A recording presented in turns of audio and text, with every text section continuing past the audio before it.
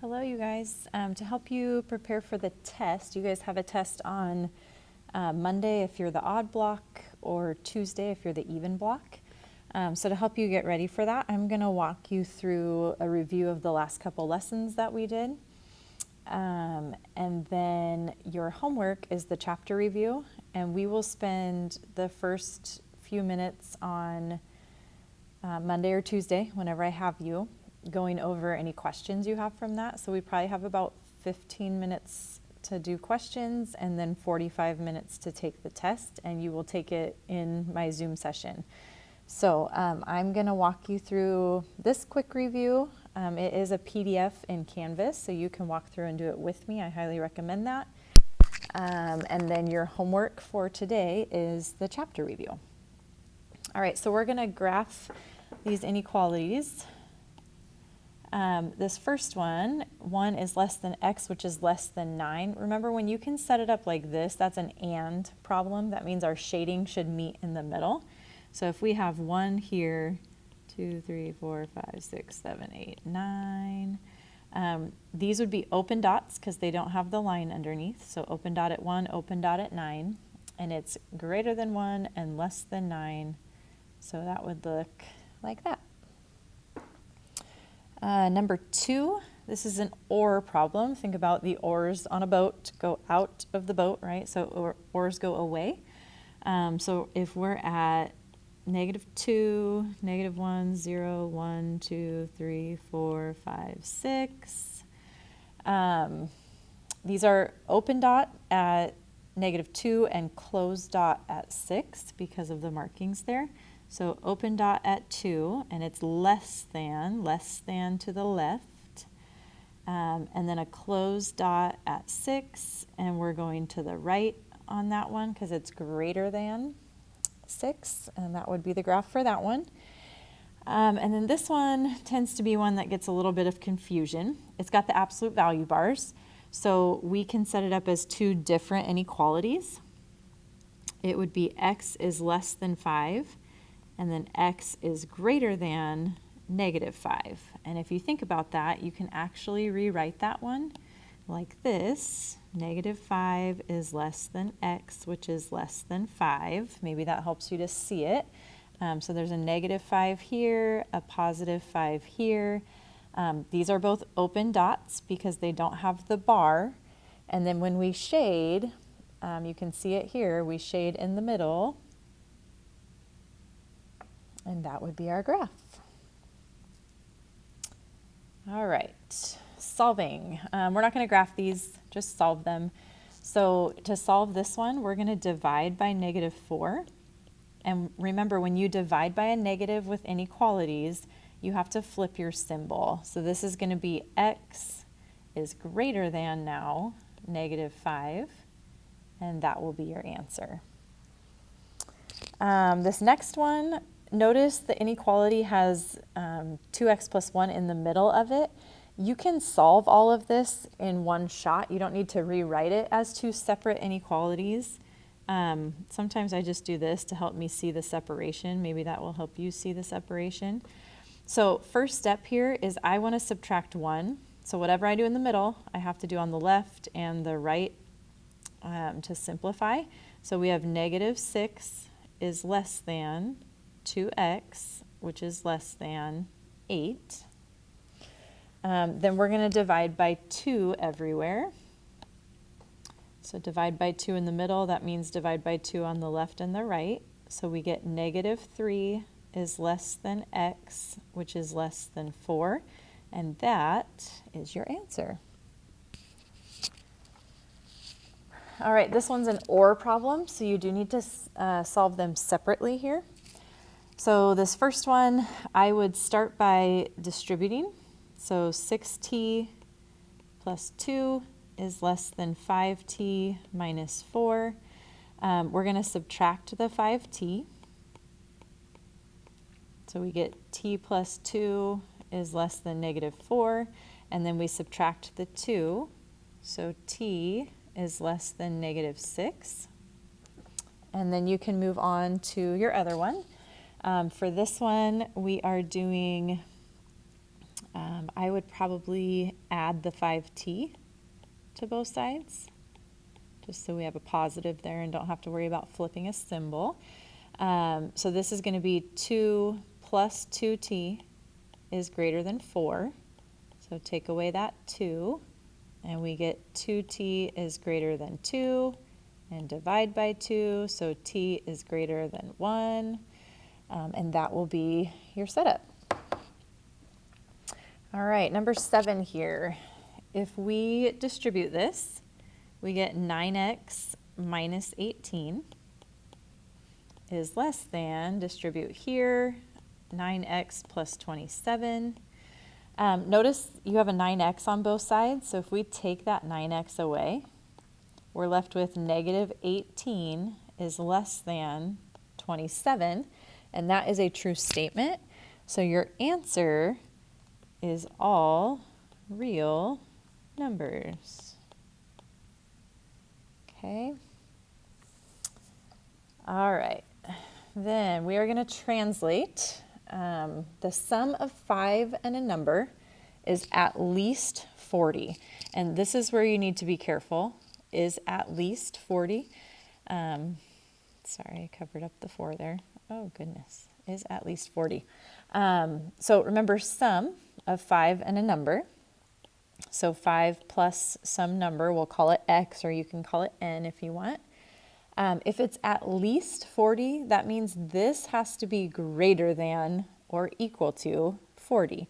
So 5 plus x is greater than or equal to 40, and that is your setup. You don't need to solve it, just translate it. Okay. Number 9 says plumber A charges a flat rate of $75 plus $40 per hour. Plumber B charges $50 per hour, but no flat rate. How many hours must a plumbing job last for plumber A to cost less than plumber B? We're going to set up an inequality and solve. So it's a flat rate of $75 plus $40 per hour. We'll just call H hour. The second one is just $50 per hour. And then we need to figure out what inequality has to go there. So if we want the plumber A to cost less than plumber B, then we need a less than between them right here. So when we go to solve that, we'll take away 40H. And we are left with 75 is less than 10H. And then we can divide by 10.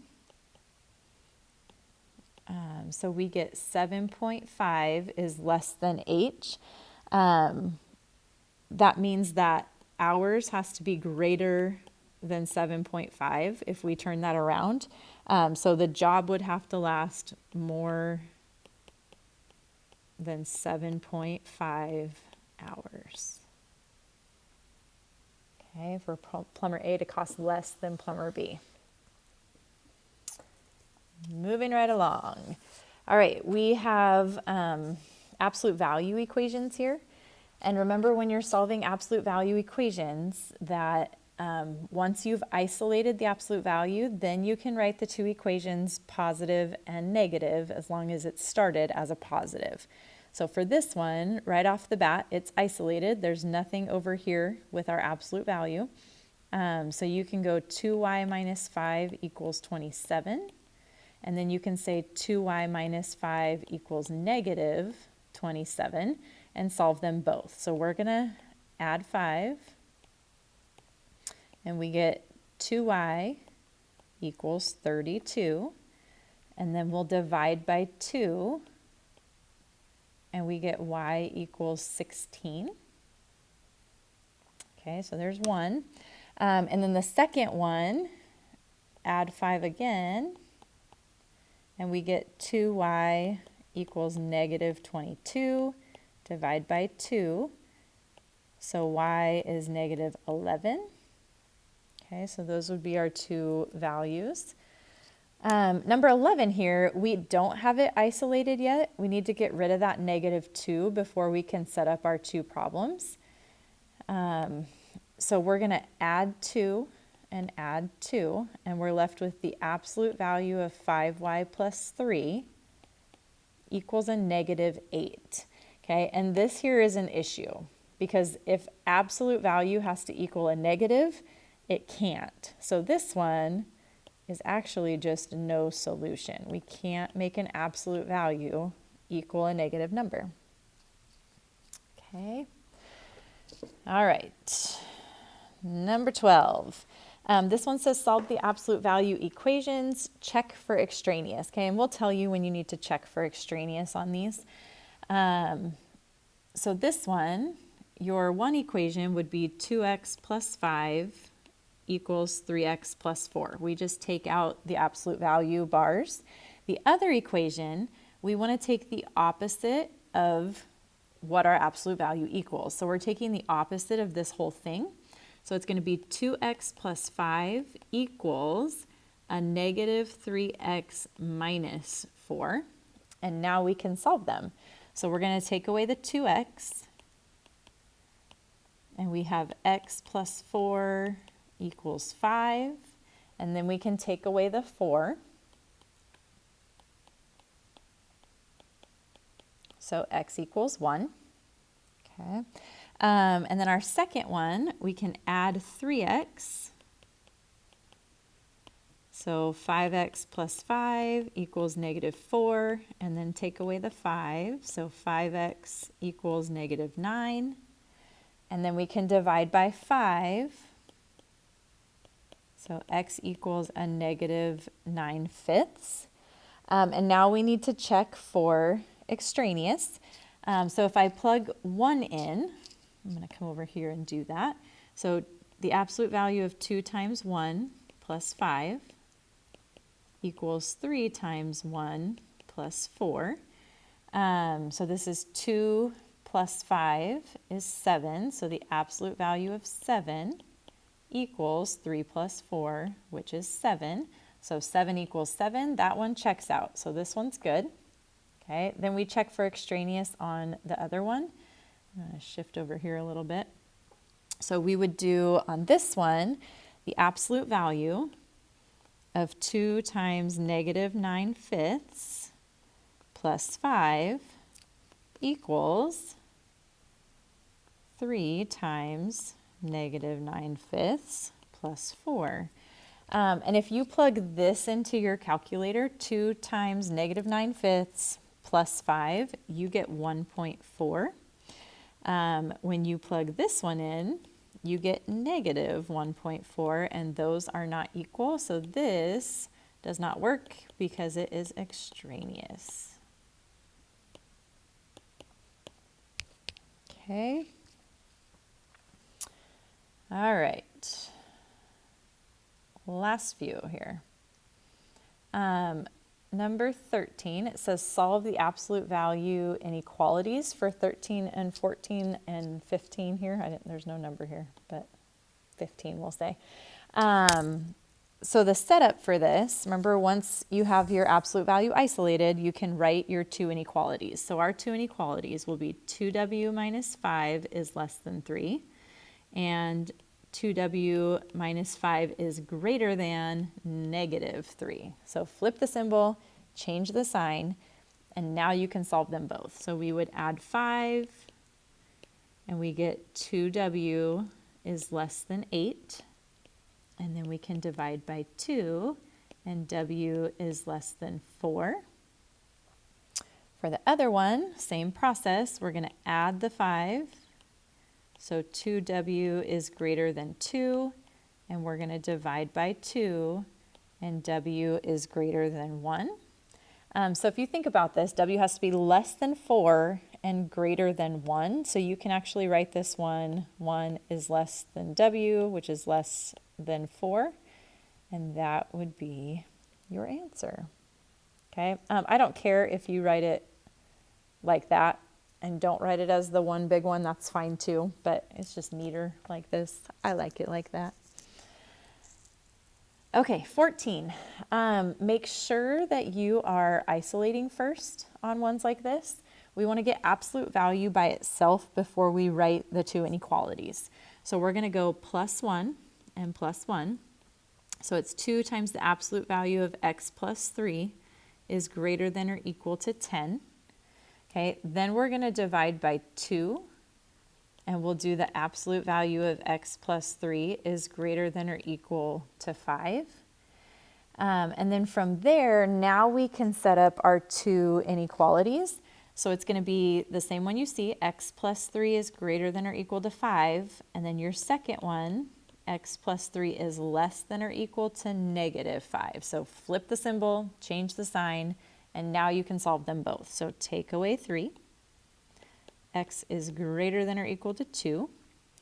Take away 3 here, and x is less than or equal to negative 8. So x is greater than or equal to 2, or x is less than or equal to negative 8 would be your answer. If you think about where those graph, right, it's or, they're going away from each other. And then this one, this is actually more of like a challenge question, so don't stress if this one is tougher for you. It's just a little more involved. It's not horrible, but it's just fractions and it's a little different. So for this one, actually, you know what? I'm going to let you try this one on your own. This really is just like a bonus question type question. But I'll give you the answers so that you can check if you get it on your own. That'll be your little hurrah if you can figure it out. So here's your answer on this one. We would do, if you write it as 1, which is really my favorite, x is less than 10 1/3, and it's greater than negative 9 2/3. Or if you don't like to write it as mixed numbers, it would come out to negative 29/3 less than x, which is less than 31/3. However you want to write it. Those are the answers. See if you can get there. And if you can't, don't stress about it. It's a challenge problem, but just like to push you a little further. All right, that is it. Happy prepping for the test.